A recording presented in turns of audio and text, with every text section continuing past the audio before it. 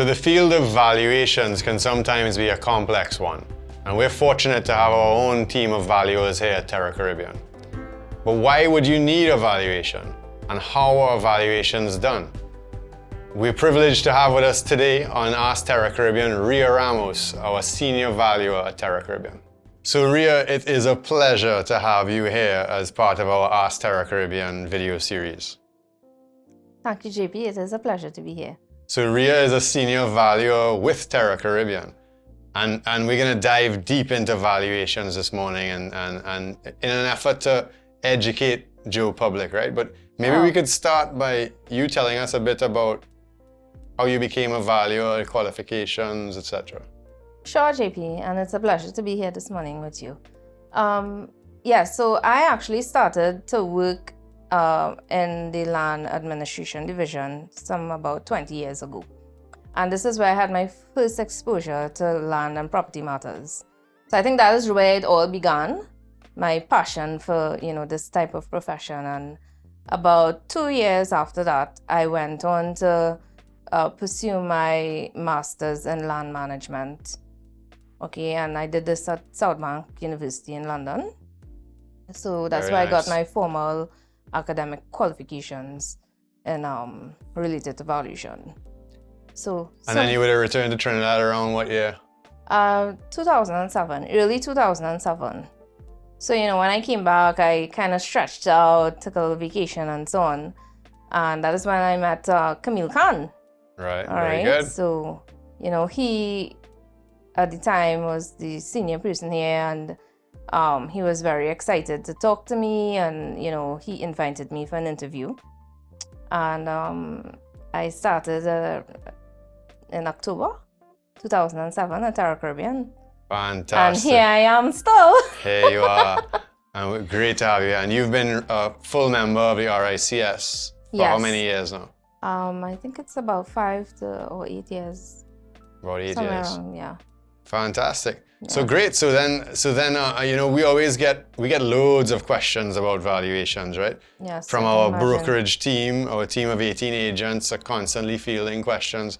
And I think, Joe public on the whole really want to learn a bit more about valuations. And I would love to hear a bit more from you today as to why somebody needs a valuation. And maybe a little later on, we'll dive into the different types of valuation methodology. Right. Okay, so why somebody needs a valuation?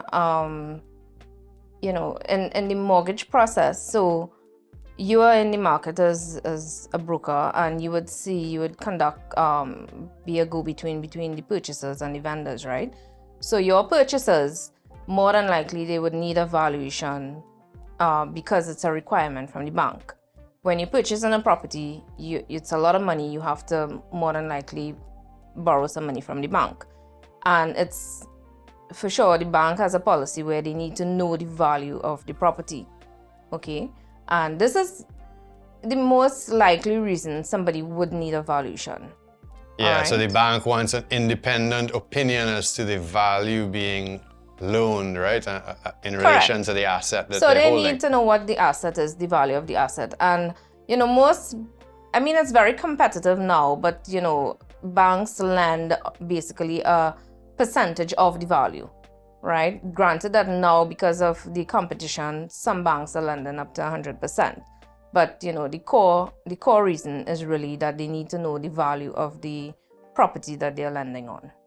All right. Now, there are other reasons why in the purchase process, somebody would need a valuation.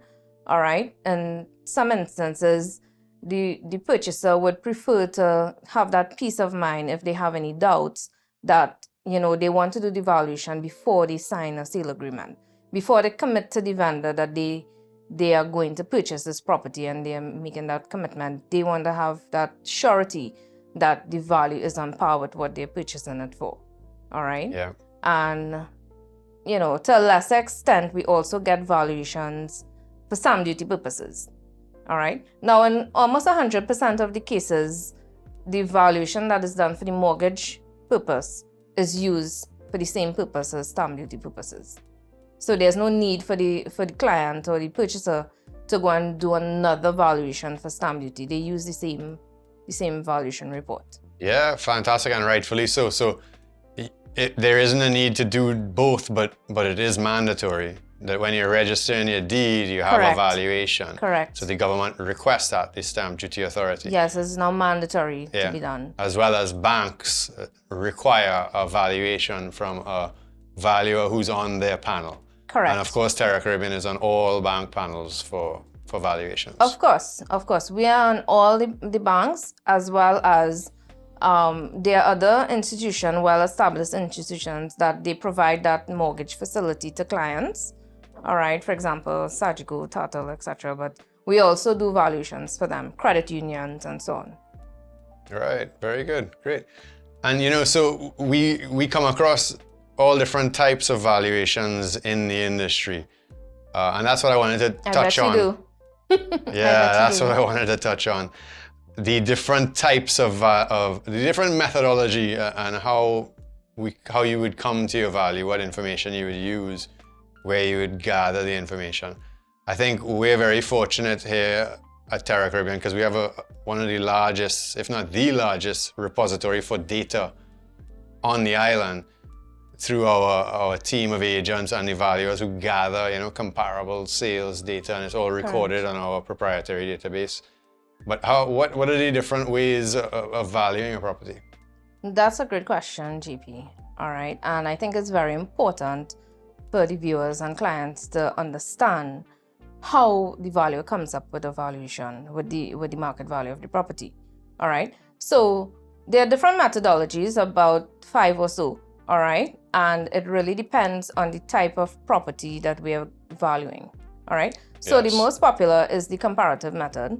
All right, you would know it's the simplest. It could really be applied to any valuation, to any property. All right, and but the core is it's a true comparable.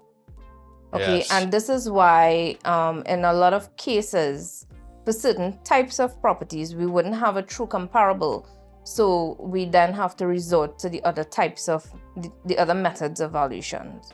All right, so the most basic and easiest type of method that we use, it's more applicable to like residential properties, land, buildings, and so on.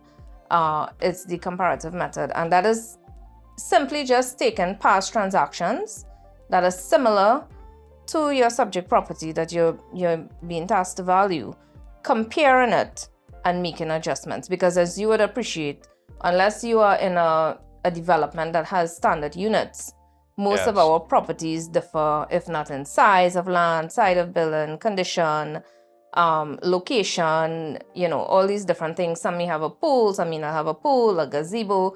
You know, we Trinis love to make a lot of different types of improvements to our properties. Yes, all right, indeed. so as the valuer, we have to be fair in making these little adjustments that we see fit, that we think that would influence the value of the property. And by that I mean influence the purchase of a potential purchaser. Would this person pay more because there's a pool? Would this person pay more for this property if there's a fence or you know, different factors?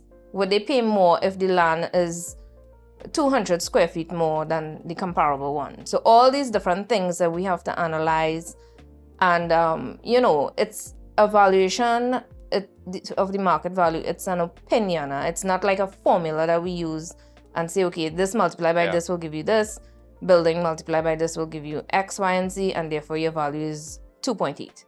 It is a professional opinion, and it needs a professional to really do a deep dive into it, because there's so many considerations. You know, somebody may have overbuilt for the area. Correct. Somebody may have underbuilt for the area, and you need to look at, as you say, comparable sales, recent transactions, and you need to know how to adjust based on the market demand. Correct. And knowing the market, JP, is one of the very important things that we have to be aware of, because, you know, the market changes. And as you would know, you're in the market yourself. COVID has had an impact in that time period in the market. So there have been a lot of changes over the years, and even pre-COVID, there have been in certain sectors changes that would have started to begin at that time already, right? Yes. So, you really have to have a good handle on how the market has changed. The market in 2018 or 2017 may not be as it is now in the residential sector, but maybe in the commercial sector there has been some change. And that you have to actually know.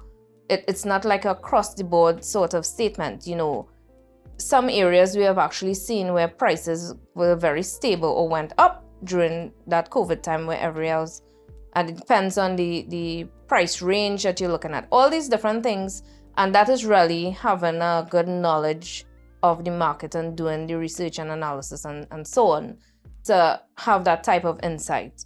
And, being a valuer at Terra Caribbean, I must say, having that data with the brokerage available to us has made it, quite, easier or more accessible in understanding the market and the changes that have been made over certain periods of time.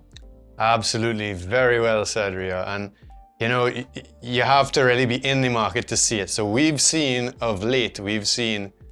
prices increasing in staycation properties, right? There's been a renewed demand for properties in Mayaro, down the islands, Tobago, etc. While on the office side, globally, they've seen a downturn with the whole working from home component. And so incomes have decreased significantly in these commercial buildings, office buildings, and so on. And one of the approaches, of course, that you valuers would use is the income approach. Good. So that is exactly what I was going to mention. So as you started off with talking about offices, an office is an income producing property. So you have the office, the retail, malls, plazas, industrial as well. All of these are income producing properties. And the most appropriate methodology when we're coming up with the market value for those types of properties would be the income approach or investment method. I kind of like that method of valuation. Agreed, yes. I must say. Now it could become quite challenging because I think to come up with the most accurate and realistic figure, the best thing to do is get realistic information from the client. All right. So it's not. So in the investment method, the value really depends on the amount of income it produces, but not just the amount of income it produces, but really we're looking at the net income. Net income, correct. Right? So we like to know what are the expenses on the property, utilities, maintenance, insurance, expenditure, things like that. And, pretty soon, we do have the property tax factor to consider as well. All right. And all of this would really affect the expenditure, the annual expenditure on the property, which then affects the net income. And the net income is really what we look at. Okay. Yes. But JP, there is another factor that really affects the investment approach. Over the last years, as you would have mentioned, there have been a lot of vacancies, the purpose has changed, the demand has changed. Exactly. And we really, as valuers now, can't avoid not considering voids and vacancies. All right. So that's another, because during a void period, there's no income coming into the property. Yep. All right. So that really does affect the valuation as well. And we do have to consider that factor in the investment method of valuation. Very much so. And again, it comes back to knowing the market and what's happening in the market, right? So as the market changes, and it's really quite dynamic at the moment, you're seeing the rental incomes dropping off significantly. And you're actually seeing where certain parts of Port of Spain aren't really conducive to office rentals anymore. And when the voids and vacancy rates become too long and there really isn't a demand for that building, that specific use, it then begs the question, what is the best use for that real estate now? Yes. And we're seeing where there's repurposing happening in Port of Spain. Yes. Where some of these older commercial office buildings are being repurposed to affordable residential housing. which is fantastic because it's Well, the demand is gentrification there. and I personally, because I mean, the amount of time it takes me to get here in the morning. correct. It's a lot of traffic. You know, people get frustrated in the traffic. You know, it's time consuming. You know, and repurposing properties that are closer to the capital within workspace and so on. It's a very, I can see why there's a demand. I can understand that aspect of it. Absolutely, and from a valuer's perspective, knowing the market, you're aware of the type of methodology you need to use, because maybe it's no longer an income approach based on an office tenant. Maybe it comes down to what would a developer pay for this building to repurpose it.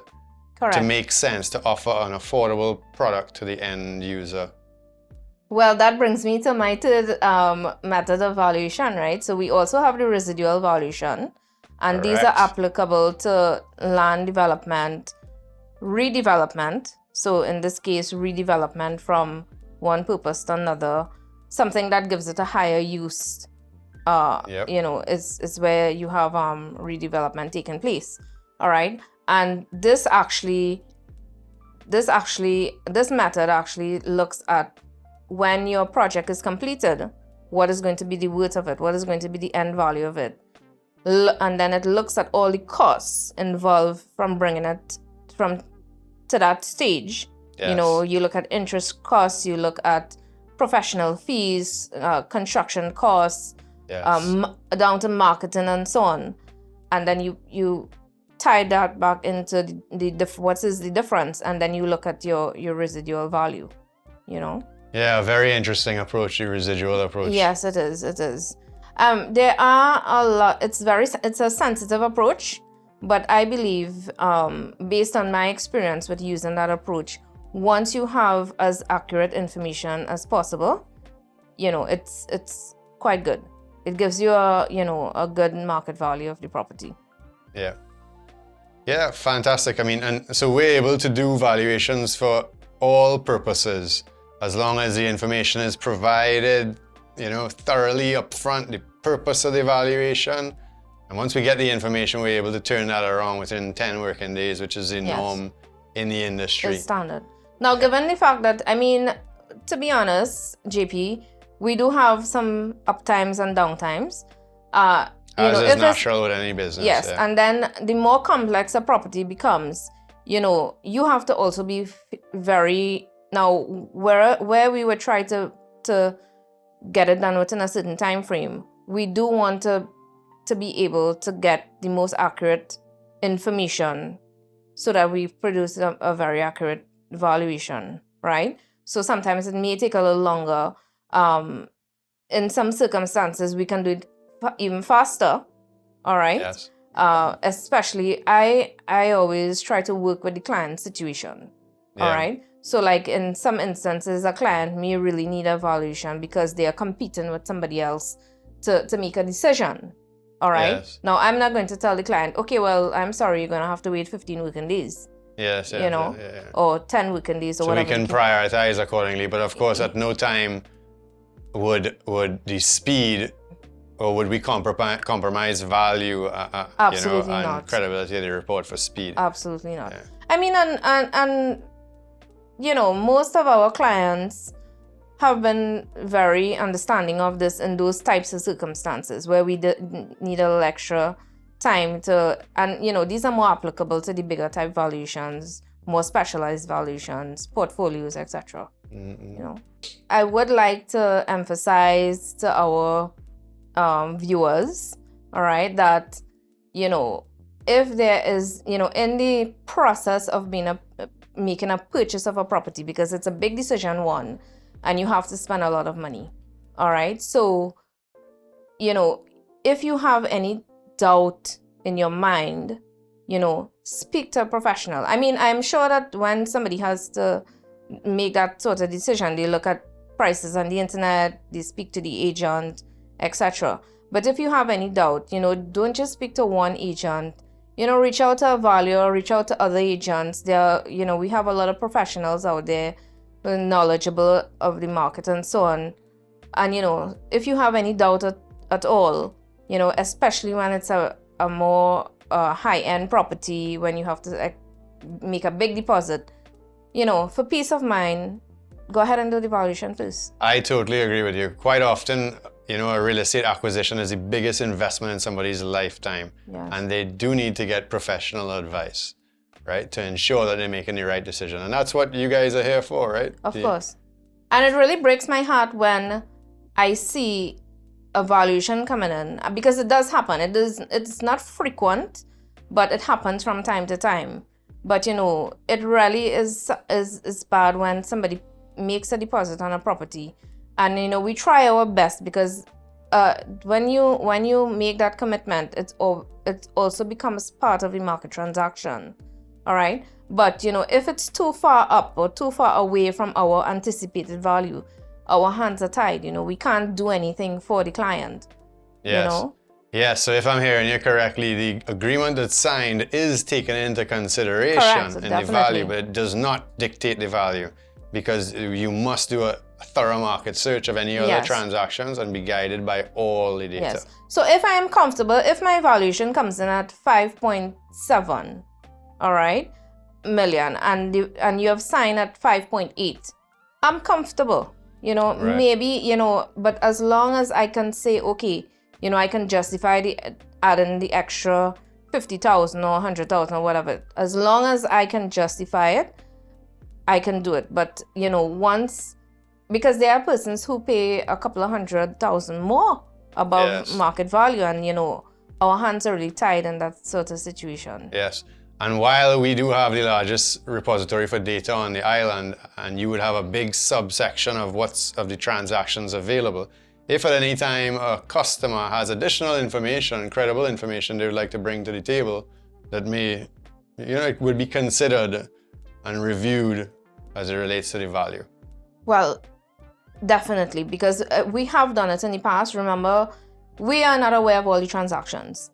If you are living on a street, and this may not necessarily only be for a mortgage purpose, all right, for any sort of purpose, if you are living on the street, and your neighbor 2 houses up, you heard that they sold their house last year for $3 million, all right, you give me the information and I'll try to verify the information, and I will use it as part of my analysis. Exactly. As long as we're able to verify the information, it would be included into the analysis. Exactly. Yeah. Okay, but we are very open. We want to make sure our client is comfortable that they have chosen us and we have given them a fair market value. All right, and that is really what our purpose is and what it is about. Fantastic. And that is our mission at Terra Caribbean, to create an environment where the client feels confident and comfortable to make informed decisions. Most definitely. Yeah, we're not about hard sell, we're about providing information. And Ria, thank you again for coming down and spending some time with us this morning. It's always an honor. Yes, it's always a pleasure, GP. Thank you so much for having me. Thank you, Ria.